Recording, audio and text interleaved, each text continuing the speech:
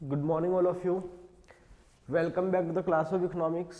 देखो last class में हम लोगों ने एक चैप्टर स्टार्ट किया था that is main market forms, और मैंने बताया था आपको मार्केट क्या होता है। तो मैंने बताया था कि market is a place where buyer और seller exchange commodity from each other, मतलब कोई भी फिजिकल प्लेस जहां पे गुड्स को परचेज एंड सोल्ड किया जा रहा है, दैट इज कॉल्ड मार्केट।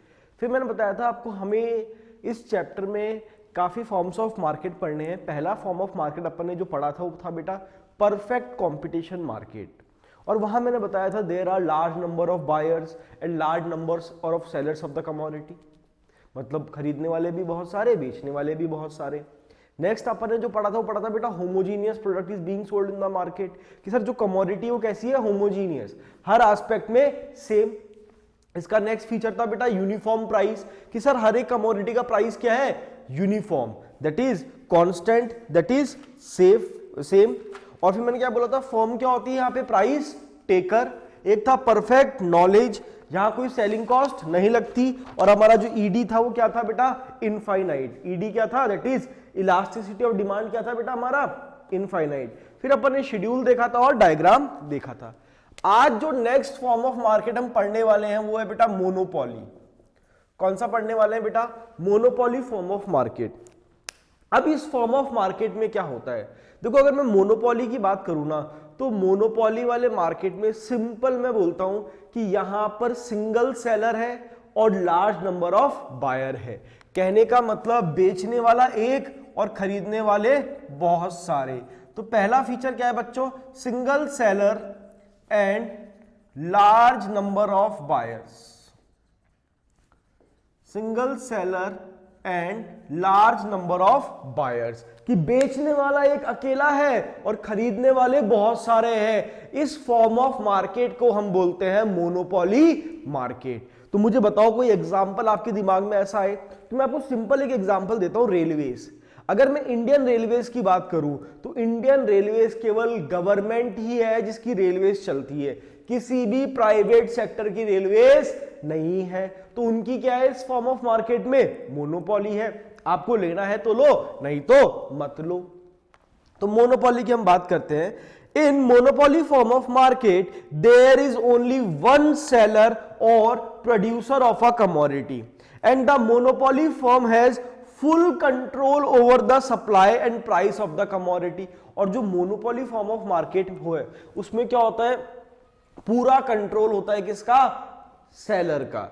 अब उसकी मर्जी, वो उतनी प्राइस चार्ज करेगा। आपको लेना है तो लो, नहीं तो मत लो। तो मुझे एक सिंपल बात बताओ कि जो मोनोपोली फॉर्म ऑफ मार्केट है, यहां पे जो मेरी फर्म है ये प्राइस मेकर है या प्राइस टेकर है, बताओ। तो सर सिंपली अगर मैं बोलूं तो यहां पर फर्म क्या होती है, प्राइस मेकर, प्राइस मेकर। तो उन्होंने लिखा any change in the amount of output produced by the monopolist would have a significant influence over the market price. तो सिंपल इन्होंने बोला कि अगर मोनोपोलिस्ट अपने आउटपुट में कोई भी चेंज करता है तो उस चेंज का सीधा इंपैक्ट कहां पे आता है, हमारी कमोडिटी की प्राइस के ऊपर। क्लियर। और तो यहां पर जो मेरी फर्म है वो कौन है बेटा, प्राइस मेकर। तो मोनोपोली में मैंने क्या बताया, single seller and large number of buyers, बेचने वाला एक और खरीदने वाले बहुत सारे। नेक्स्ट आता है बेटा, अब यहां जो हम कमोडिटी सोल्ड कर रहे हैं वो कैसी है, that is called product specialisation. Product specialisation, कि सर यहां जो हम कमोडिटी सोल्ड कर रहे हैं वो कैसी है, कुछ यूनिक कमोडिटी है। अगर सिमिलर कमोडिटी होती तो मोनोपोली कहां रहती, तो मोनोपोली कब है, जब आप कुछ यूनिक बेच रहे हो, कुछ अलग हटके सोल्ड कर रहे हो, कि आप जो कमोडिटी सोल्ड कर रहे हो ना उसका मार्केट में कोई सब्स्टिट्यूट अवेलेबल ही नहीं है, तो उसको चाहकर भी आपसे ही खरीदना पड़ेगा, वो चाहकर भी किसी और से परचेज नहीं कर सकता। That is called product specialisation. कुछ अलग बेच रहा है तभी तो उसकी क्या हुई, मार्केट में मोनोपोली। पढ़ते हैं, the product sold by the monopolist have no close substitute available in the market and as a result the consumer will have to purchase from the monopolist only. और यही कारण है कंज्यूमर को किससे purchase करना पड़ेगा बेटा, केवल मोनोपोलिस्ट से, क्योंकि सर वो कमोडिटी किसी और के पास हमें मिलेगी ही नहीं। तो in other words a monopolist does not face any competition. तो सर जो मोनोपोलिस्ट है वो कोई भी कंपटीशन फेस नहीं करता, because there is no close substitute is available in the market. For example, there is no close substitute of Indian Railways as a bulk carrier in Indian economy। तो इनकी क्या है मार्केट में? Monopoly. तो मैंने क्या बताया बेटा, पहला फीचर क्या है? Single seller and large number of buyers. दूसरा मैंने क्या बोला बेटा? Product specialisation. तीसरा फीचर क्या आता है बेटा? देखो परफेक्ट कंपटीशन में थी free entry and free exit, but यहां पर क्या है बेटा? Restricted entry. क्या बोला मैंने? Restricted entry. Under monopoly there are some restrictions और barriers on the entry of new firm. मतलब इस फॉर्म ऑफ मार्केट में कोई भी न्यू फर्म एंटर नहीं कर सकती बिकॉज ऑफ नेचुरल, लीगल और मैनमेड रिस्ट्रिक्शंस। क्योंकि सर गवर्नमेंट ने बहुत सारे रिस्ट्रिक्शंस लगा रखे हैं, चाहे वो नेचुरली कह लो, चाहे मैनमेड बोल लो, चाहे वो लीगल बोल लो। For example patent right, copyright, government laws, exclusive control over the technique और रॉ मटेरियल। इसलिए किसी भी फर्म के लिए इस फॉर्म ऑफ मार्केट में एंटर करना इतना आसान नहीं है। इसलिए क्या बोला गया बेटा यहां पर? Restricted entry. तो बच्चों मैंने तीन फीचर्स बताया आपको क्या क्या, कि सर पहला single seller and large number of buyers, दूसरा प्रोडक्ट स्पेशलाइजेशन और तीसरा रिस्ट्रिक्टेड एंट्री। नेक्स्ट आता है बेटा प्राइस डिस्क्रिमिनेशन। देखो परफेक्ट कंपटीशन मार्केट की मैं बात करूं तो जो मेरे वहां पर प्राइस थी कमोडिटी की वो क्या थी? यूनिफॉर्म, सबके लिए सेम। बट इस फॉर्म ऑफ मार्केट की अगर मैं बात करूं तो यहां पर प्राइस में क्या होता है? डिस्क्रिमिनेशन। कैसे? भाई मेरे पास कोई आया, वो मेरा रिलेटिव था, तो मैंने उससे 100 रुपए कम ले लिए। जो नॉन रिलेटिव था मैंने उससे पूरे रुपए लिए। कहने का मतलब प्राइस किसके ऊपर डिपेंड करती है? सेलर के ऊपर। तो मतलब वो अपने बायर में क्या कर रहा है? डिस्क्रिमिनेशन करता है। तो बात करते हैं, it refers to the act of a seller of charging different prices from different buyers. तो सिंपली क्या बोला? It is a act of a seller, seller पे depend for charging different prices for the same commodity from different buyers. वो same commodity का अलग अलग price charge कर रहा है अलग अलग बायर्स से। तो it refers to the act of a seller of charging different prices from different buyers for the same commodity. And in monopoly there is a possibility of price discrimination. इसलिए बोला गया है इस फॉर्म ऑफ मार्केट में price discrimination होता है। Clear? और एक सिंपल सा पॉइंट बताओ, यहां पे फॉर्म कौन है? प्राइस टेकर या प्राइस मेकर? तो सर यहां पर फॉर्म कौन है? Price maker. कौन है? Price maker. This means that a monopolist can fix whatever price he wishes to fix. तो सर यहां पर जो मोनोपोलिस्ट है वो अपनी मन मर्जी की प्राइस फिक्स कर रहा है, जो उसका मन है। मतलब कोई कॉम्पिटिटर नहीं है मार्केट में, कोई सब्स्टिट्यूट अवेलेबल नहीं है, तो ये जो प्राइस डिसाइड कर रहा है बायर को उसी प्राइस पे परचेज करना पड़ेगा। इसलिए यहां बोला गया है इसको price maker. This means a monopolist can fix whatever price he wishes to fix for his commodity as he is a single seller of the product which has no substitute available in the market. Clear? और next जो point आता है बेटा वो आता है elasticity of demand की हम बात करें तो वो आती है लेस देन 1, वो हम बाद में देखेंगे। अब मैं सिंपल बनाता हूं उसका शेड्यूल और फिर इसका डायग्राम। तो हम बात करते हैं मोनोपोली का शेड्यूल कैसा रहेगा और इसका डायग्राम कैसा रहेगा।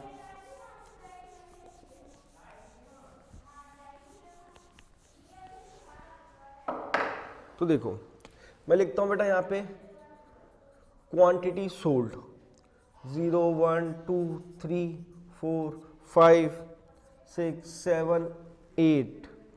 मैं लिखता हूं यहां पे प्राइस, नोट डाउन करना बेटा शेड्यूल को। पहले 10 का फिर 9.5 का। देखो प्राइस क्या कर रही है, वेरी कर रही है, यूनिफॉर्म नहीं है, वो मन मर्जी की प्राइस चार्ज कर रहा है। 9, 8.5, 8, 7.5, 7, 6.5। अब निकालते हैं टीआर। टीआर क्या होता है बेटा, मेरा प्राइस इनटू क्वांटिटी। तो ये कितना हुआ, 10 1 जा 10, 9 2 जा 18, ये 19, ये 27, ये 34, ये 40, 45, 49 और लास्ट क्या आता है मेरा 52।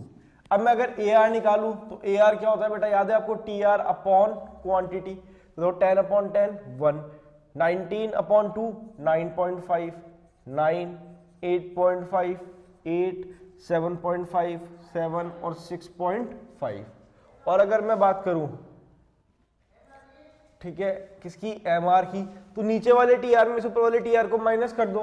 10, 9, 8, 7, 6, 5, 4, 3। तो इस तरीके से हम मोनोपोली फॉर्म ऑफ फॉर्म का शेड्यूल बना लेंगे।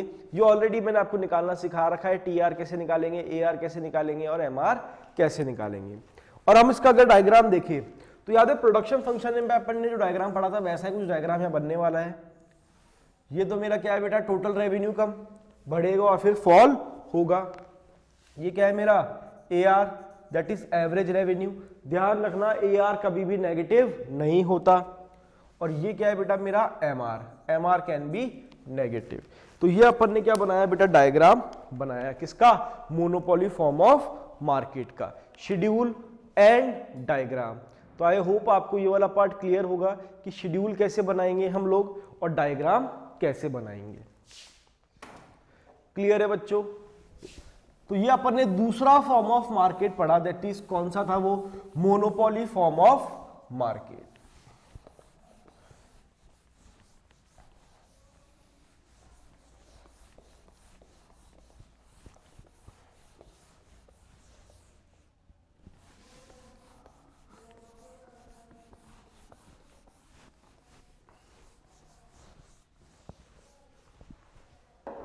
अब जो नेक्स्ट क्वेश्चन आता है ध्यान से देखना, स्ट्रक्चर ऑफ मोनोपोली। तो नेक्स्ट जो टॉपिक है बेटा अपना क्या है, क्वेश्चन आता है स्ट्रक्चर ऑफ मोनोपोली। या फिर क्या क्वेश्चन आता है बेटा, क्वेश्चन आता है why there is a single seller in a monopoly market. अगर मैं मोनोपोली फॉर्म ऑफ मार्केट की बात करूं तो वहां पे केवल सिंगल सेलर ही क्यों होता है। ये तो नेक्स्ट जो टॉपिक है वो है बेटा अपना स्ट्रक्चर ऑफ मोनोपोली। या फिर अगर मैं सिंपली बोलूं तो मैंने बोला why there is a single seller in a monopoly market.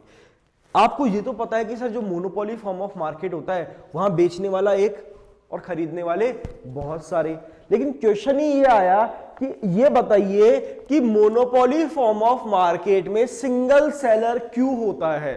तो क्या लिख कर आऊंगे, इसके क्या रीजन है कि मोनोपोली फॉर्म ऑफ मार्केट में सिंगल सेलर क्यों होता है।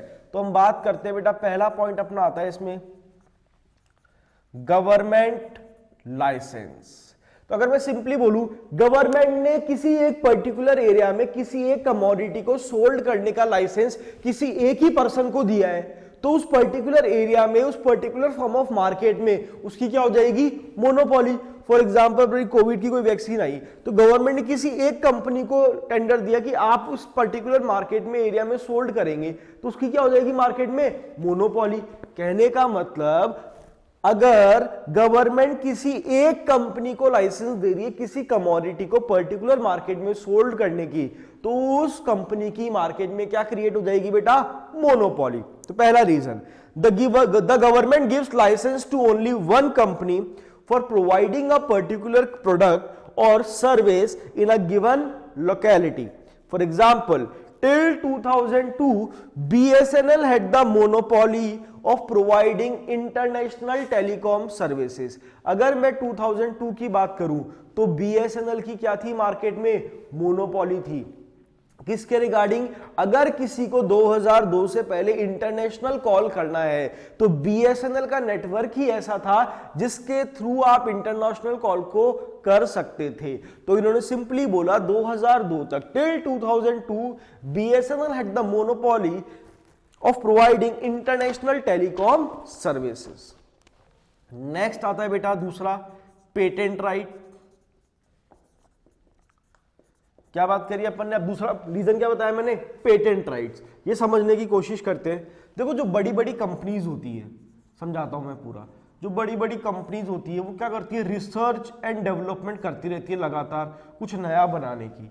तो एक कंपनी थी जो लगातार रिसर्च और डेवलपमेंट कर रही थी और उसकी हेल्प से इन्होंने कुछ न्यू प्रोडक्ट मार्केट में लॉन्च किया या फिर कोई न्यू टेक्निक मार्केट में इन्होंने लॉन्च करी।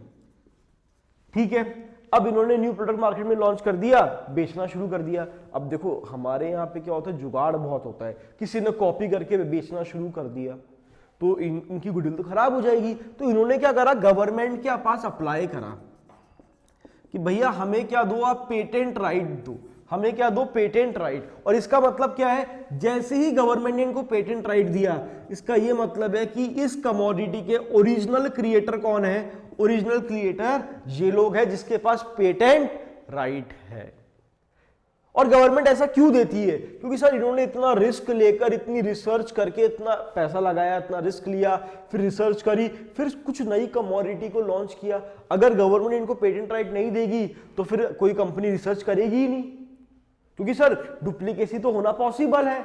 तो इन्होंने यही बोला, big private companies engage in research and discoveries and come out with a new invention or new technique of production or new commodity, and to encourage this research, development, innovation and discovery and reward their risk and investment in research, the government provides them with the patent right.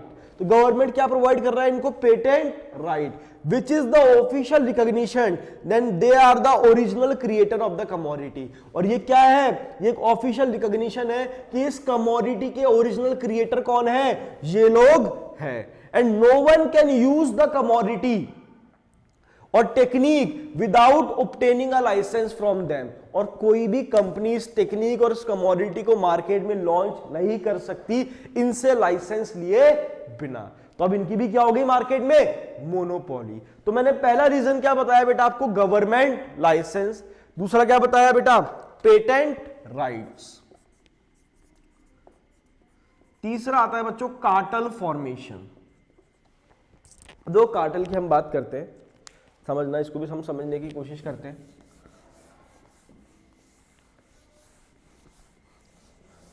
अगर मैं cartel की बात बताऊं, simply देखना, चार company, company A, company B, company C, company D.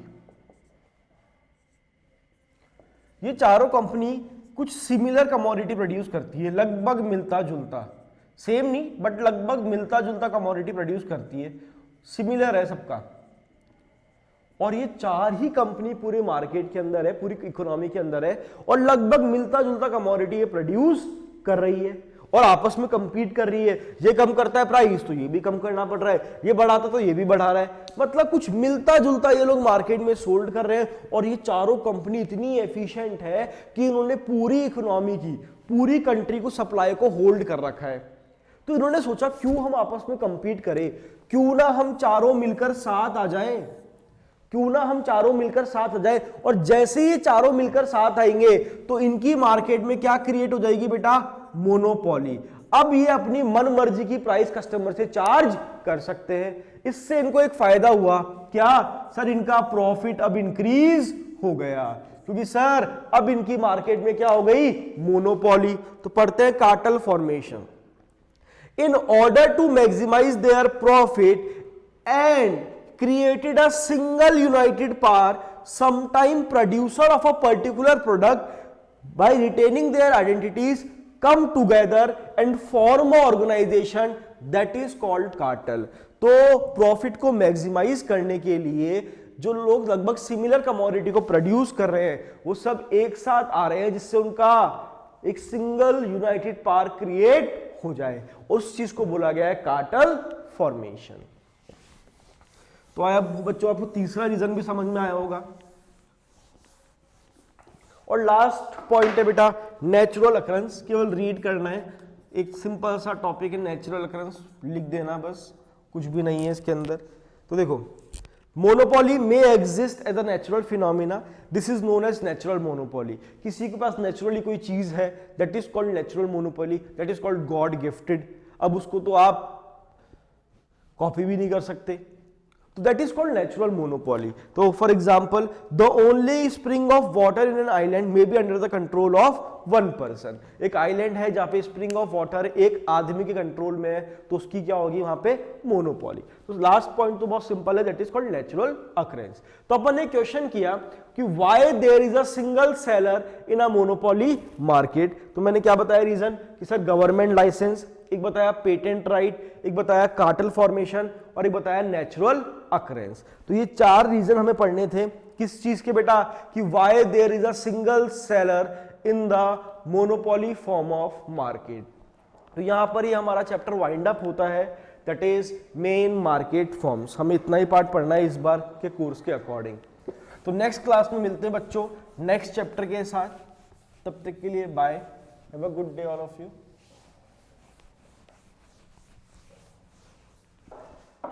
Thank you all of you.